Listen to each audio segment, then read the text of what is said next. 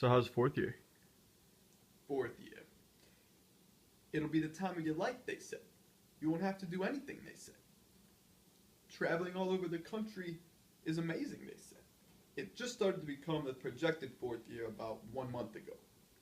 Just in time for me to not have an excuse for drowning myself in bourbon alone on Valentine's Day. All of a sudden in fourth year, they raise the bar on you like something magical happened throughout third year that makes you better at medicine. Oh, you raised the bar on your expectations?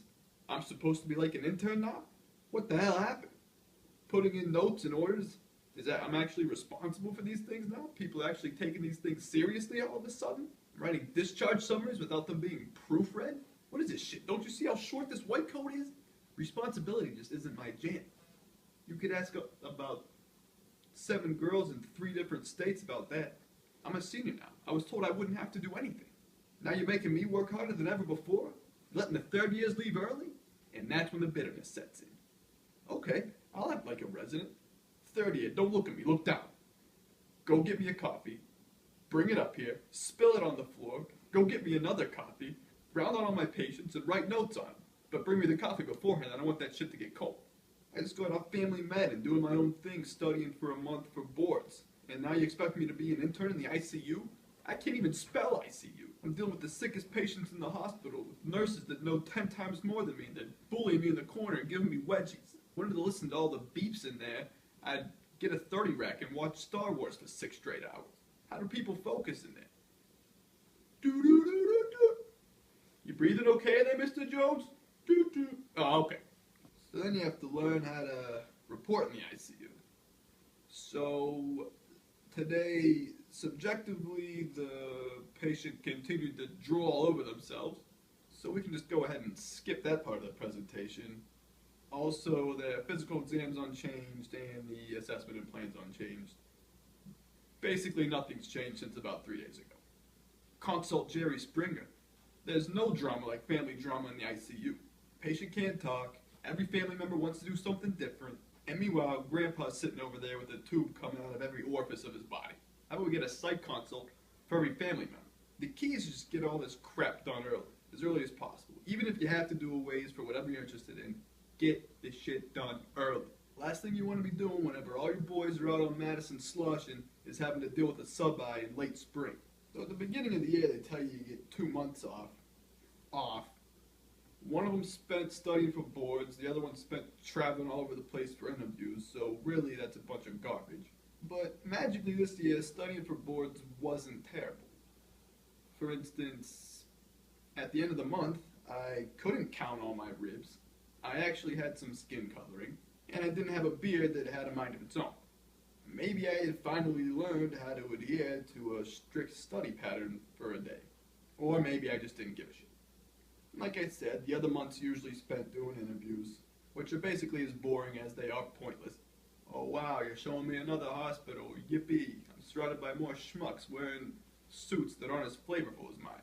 There is a correct answer to the right suit. Subtle pinstripes, a white or a blue shirt, and a powerful tie. Go with red. Let them know you're bold. Let them know what they're going to be dealing with. Then you just go around the day there, you smile at everything you see until your face hurts. You get to eat and drink a lot, which is good. But really what's on the back of your mind the whole time is, how hot are all the residents and nurses here? And you slowly start to realize that basically every single place is the same. And the more you start to realize that, the less you start caring about what comes out of your mouth at all these places.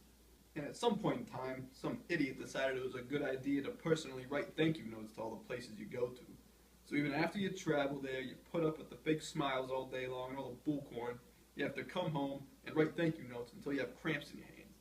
And after that, and after all the sub-I's are done, and then it's here. Then it's fourth year. And you just don't have a care in the world. You do a bunch of easy rotations that no one cares about. They don't care whether you're there. They don't care what you put into it. Even the M at this point.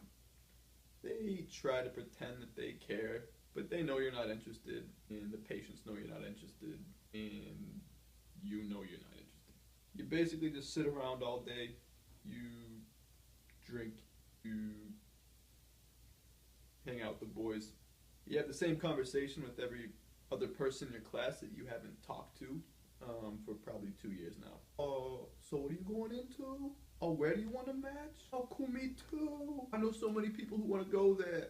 And that's it. You know, sometimes the alarm goes off and you just don't get up. You just don't get up. You're on rotation, you're calling. You don't have to call it anymore. You just don't go. You just don't go. Then you hit a point where you remember that it's probably important for you to put in a rank list, because otherwise this might have all been for nothing. And so when you stop vomiting from a hangover for one day, you basically pick that day. You put all your names into a hat. You draw them out. You put them in a list order, and then you just start chilling with Jim again. Then match day comes, and we've all seen it. The mass pandemonium. You know, everyone's going out of class, looking down into the atrium, and it's basically a gladiator pit. People are screaming and crying. There's probably a limb or two hanging around. There's random family members. There's people in your class. You probably don't even know you're in your class after 4 years. They're all bumping into each other. But it's still better than what some places still do, which is make you walk across the stage publicly in front of everyone and then piss yourself whenever you open up the envelope. But otherwise, I guess it's just good to say that things have come full circle.